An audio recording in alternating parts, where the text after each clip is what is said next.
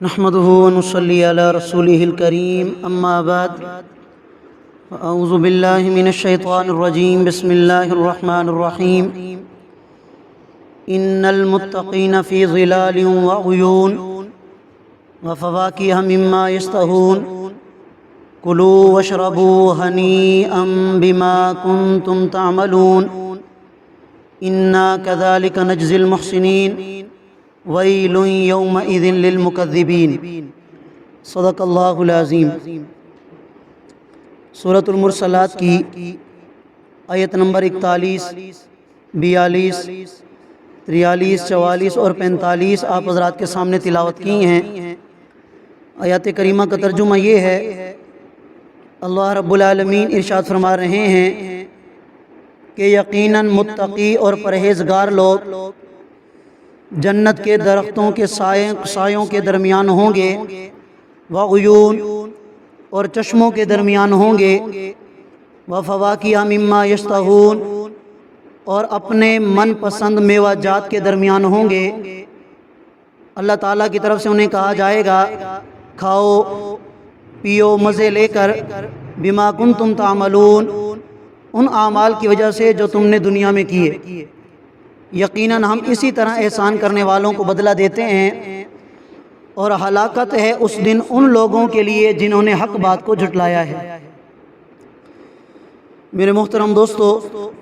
سورۃ المرسلات کے شروع سے لے کر اس مبارک سورت کے آخر تک اللہ رب العالمین نے تقریباً 10 مرتبہ یہ جملہ بار بار دہرایا ہے، ویل یومئذ للمکذبین، کہ کل کو قیامت کے دن ان لوگوں کی ہلاکت ہوگی، تباہی اور بربادی ہوگی کہ جنہوں نے دنیا کی زندگی میں حق بات کو جھٹلایا ہوگا، جو اللہ کے نافرمان ہوں گے،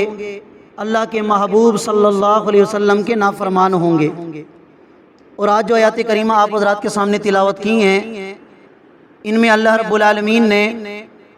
ان خوش قسمت لوگوں کا ذکر فرمایا ہے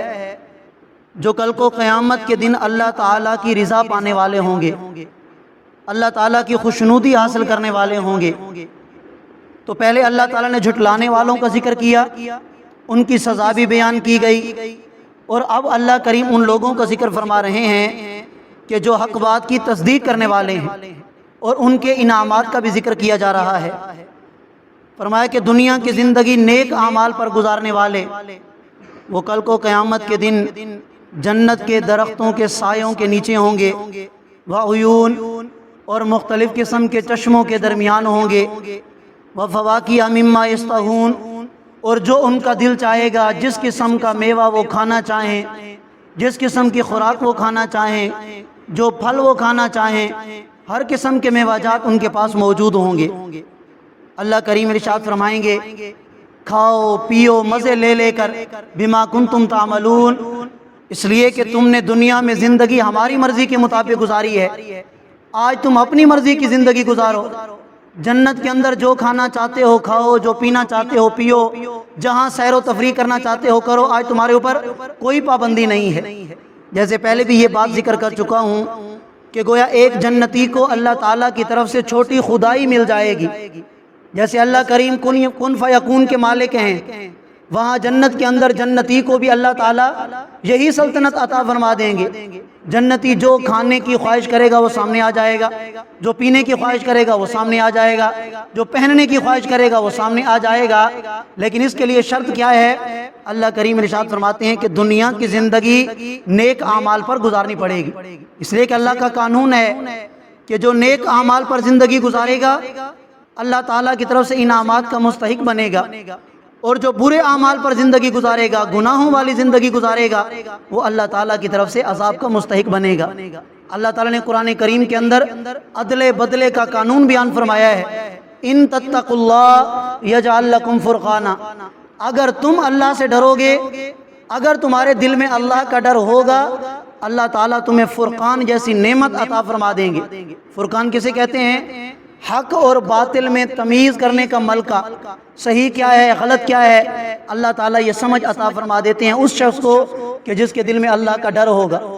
اور اسی طرح اللہ تعالیٰ قرآن کریم میں ارشاد فرماتے ہیں فلما عتوا عما نہوا عنہ، کہ جب بنی اسرائیل والوں نے وہ کیا جس سے ہم نے منع کیا تھا، قلنا لہم کونوا قردۃ خاسئین، اللہ تعالیٰ نے ان کو خنزیر اور بندر کی شکل میں تبدیل فرما دیا۔ تو اللہ جو چاہتے ہیں اگر ویسا کرو گے تو کل کو قیامت کے دن جنت ملے گی، اور اگر اللہ نے جو کہا اس طرح نہ کیا، اللہ کی مرضی کے خلاف زندگی گزاری، اپنی خواہشات کے مطابق زندگی گزاری، تو دنیا میں بھی ناکامی ہے، آخرت میں بھی ناکامی کا سامنا کرنا پڑے گا۔ اللہ کریم ارشاد فرماتے ہیں اِنَّا كَذَلِكَ نَجْزِي الْمُحْسِنِينَ، ہم احسان کرنے والوں کو،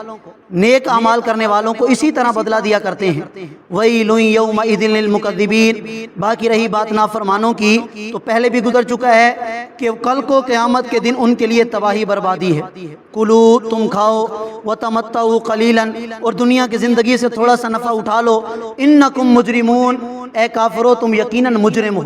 ہو تم مجرم، لیکن دنیا کی زندگی میں کوئی بات نہیں، تھوڑا سا نفع اٹھا لو، لیکن تم نے آنا ہمارے پاس ہے، پھر ایک ایک چیز کا تمہیں حساب دینا پڑے گا۔ وَيْلٌ يَوْمَئِذٍ لِّلْمُكَذِّبِينَ، ہلاکت ہے، بربادی ہے اس دن ان لوگوں کے لیے کہ جنہوں نے حق بات کو جھٹلایا۔ یہ ایسے لوگ تھے وَإِذَا قِيلَ لَهُمْ، جب ان سے کہا جاتا ارکعوا، اللہ کے سامنے جھک جاؤ، نماز پڑھو، لا يرکعون، تو یہ اللہ کے سامنے نہیں جھکتے تھے۔ یہ جو مکی صورتیں 29 پارے کے اندر تقریباً آئی ہیں، تو توحید کے بعد، رسالت کے بعد، عقیدہ آخرت کے بعد سب سے پہلے جس عمل کا ذکر کیا گیا ہے وہ نماز ہے۔ فلا صدق ولا صلی، اسی طرح اللہ کریم قرآن کریم میں ارشاد فرماتے ہیں ما سلککم فی سقر، کل کو جنتی پوچھیں گے جہنمیوں سے کہ تمہیں دوزخ نے کس چیز، تمہیں دوزخ کے اندر کون سی چیز لے کے آئی ہے، تو وہ جواب میں پہلی بات جو کریں گے لم نکو من المصلین، ہم دنیا کی زندگی میں نماز نہیں پڑھتے تھے۔ تو نماز کی اہمیت کا اندازہ اس آیت کریمہ سے بھی اور پہلے بھی لگایا جا سکتا ہے کہ دین اسلام کے اندر نماز کو اللہ تعالیٰ نے کتنی اہمیت عطا فرمائی ہے۔ وَيْلٌ يَوْمَئِذٍ لِّلْمُكَذِّبِينَ، ہلاکت ہے، بربادی ہے اس دن یعنی قیامت کے دن، للمکذبین، حق بات کو جھٹلانے والوں کے لیے۔ فَبِأَيِّ حَدِيثٍ بَعْدَهُ يُؤْمِنُونَ، اور اللہ فرماتے ہیں کہ قرآن کے بعد یہ لوگ کس بات پر ایمان لائیں گے؟ قرآن جیسی قطعی کتاب اور قرآن جیسی مضبوط کلام اور قرآن جیسی صحیح کتاب دنیا کے اندر اور تو کوئی نہیں ہے۔ اگر یہ لوگ قرآن کو نہیں مانتے، اگر یہ قرآن کے احکامات کی نافرمانی کرتے ہیں، تو پھر یہ قرآن کو چھوڑ کر کون سی ایسی کتاب ہے، کون سا ایسا کلام ہے کہ جس پر یہ ایمان لائیں گے؟ تو اس آیت کریمہ سے، اور ویسے بھی الحمدللہ ہم تو مسلمان ہیں، اور مسلمانوں کا تو یہ عقیدہ ہے کہ قرآن سے بڑھ کر اس کائنات کے اندر کوئی بھی کتاب نہیں ہے۔ قرآن کریم اللہ تعالیٰ نے ہمارے لیے ایک ایسی کتاب نازل فرمائی ہے لا ریب فیہ ھدی للمتقین، اللہ فرماتے ہیں کہ اس کتاب میں کوئی شک و شبہ کی گنجائش نہیں، اور یہ متقی لوگوں کے لیے ہدایت کا ذریعہ بنے گی۔ کون متقی؟ کہ جن کے دلوں میں طلب ہوگی،